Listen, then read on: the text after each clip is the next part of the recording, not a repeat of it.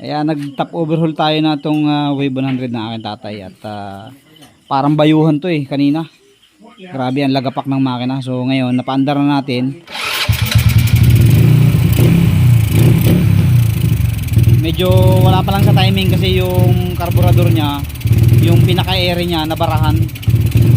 So hindi ko free flow yung air. Sinalpak ko na lang muna para mapaandar natin. Pero palyado pa siya. So far wala na siyang kalampag, wala nang ingay. Pinalitan natin ng piston at saka piston ring. Buti na lang hindi nagkaroon ng tama yung kanyang block. So ibabawad ko muna yung air niya sa maganda sana kung may thinner Nagkaroon kasi siya ng parang yung panis na gasolina na parang plastic. Ang andar naman ng makina niya ay okay na, maganda na. Yun lang minor, wala talaga kasi wala ngang function yung air Ang gumagana lang sa kanya yung kanyang main jet.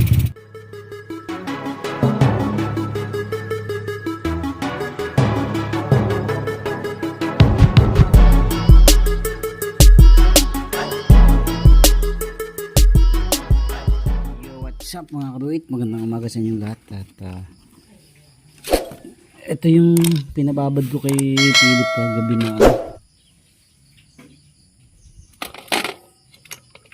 So ito kasi nabarahan barado to. Kaya ayaw magminor ng maganda, namumutok. So meron pala si tatay nito. Itong repair kit na nabili niya. So kukuhanin natin tong kanyang kaso ang tanong kung pareho ba.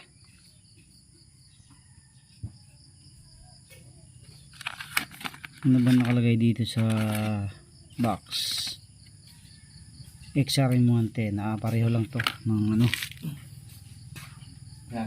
sukat. So testingin natin kung papasok ito dito. So subukan natin to.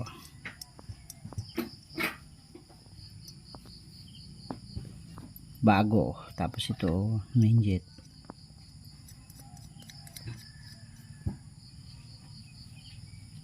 Tapos floater. Ayan, kabit muna natin to.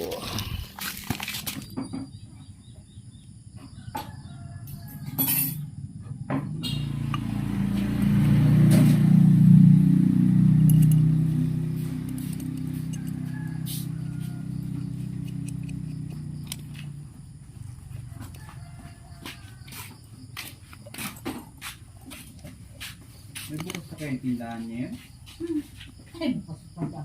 Lahat ay bukas na. Vincent, tibili mo daw kung yung pinanay kili. Ha? Wala ko ang bit. Mamili pati no? Bukod ka lang, lagayan. Vincent!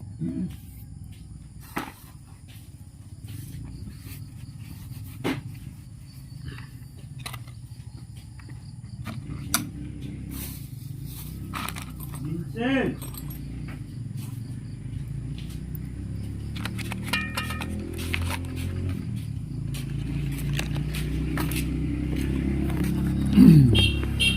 So ito na mga kapatid, nabunan natin ang carburetor nitong Wave para mapaandar natin to. Subukan nating patakbuhin yan mamaya.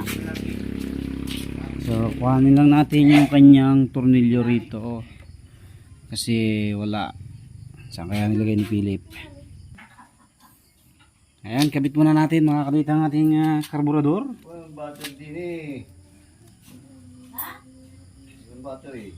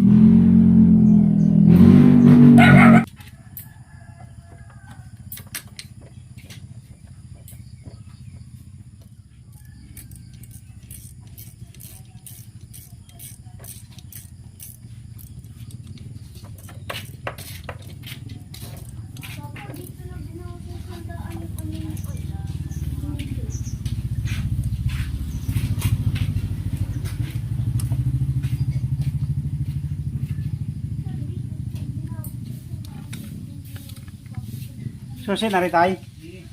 Ito na ni. The moment of truth.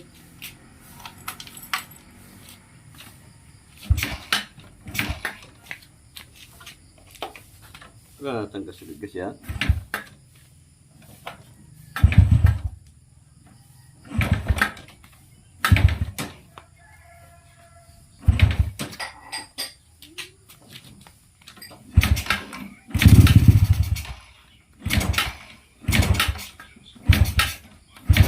Naubusan pala ng gasolina mga kadawit, kaya lalagyan muna natin.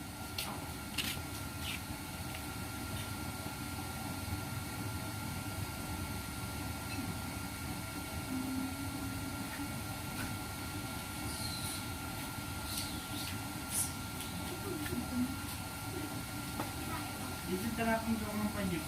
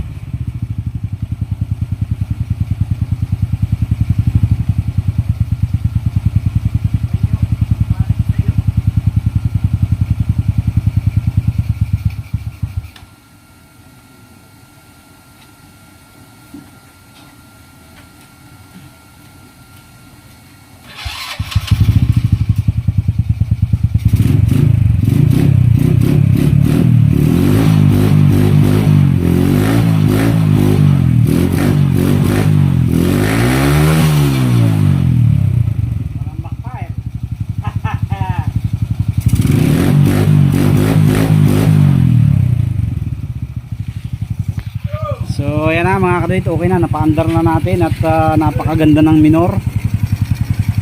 Ayos na ayos yung ating pagkaka-overhaul dito.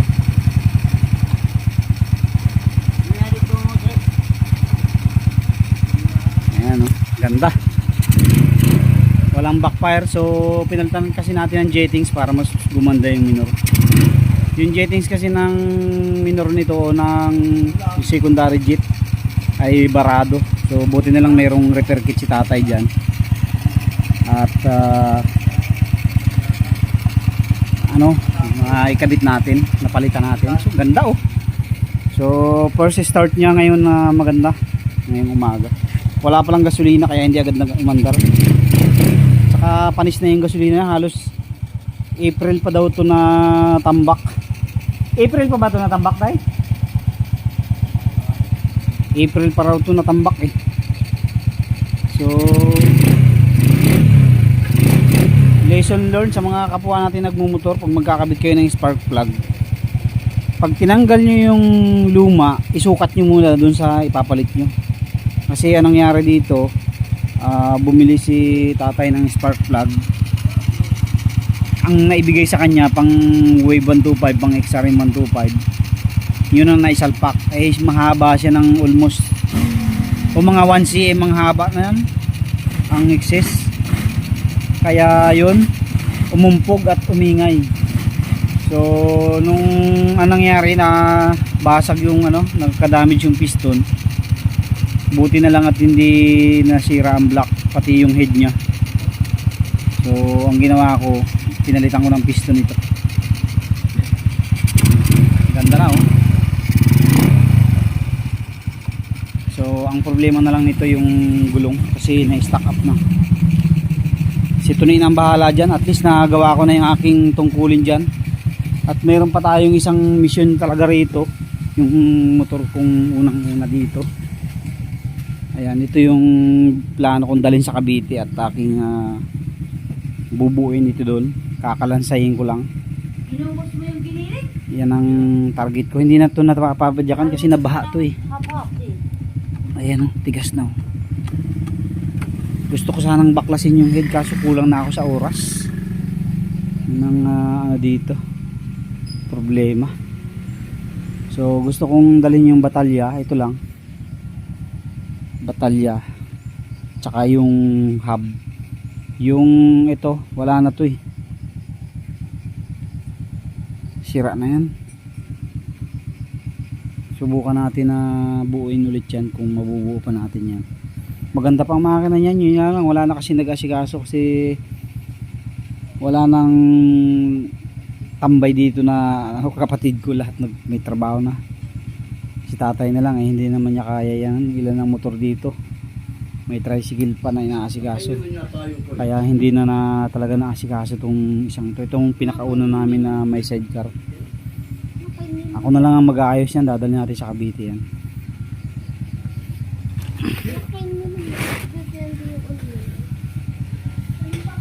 Nasaan yung tangga yun, tay? So yun oh. Ganda mga katuit. Talagang okay na tong motor na to. After nating ma-overhaul. One click oh. Kaso medyo mababa yung minor. Taas-taasan natin para hindi masyadong hirap ang makina. Yan. Okay, yun lang mga katuit. Maraming salamat sa inyong patuloy suporta at manood sa ating mga video. God bless po sa inyong lahat.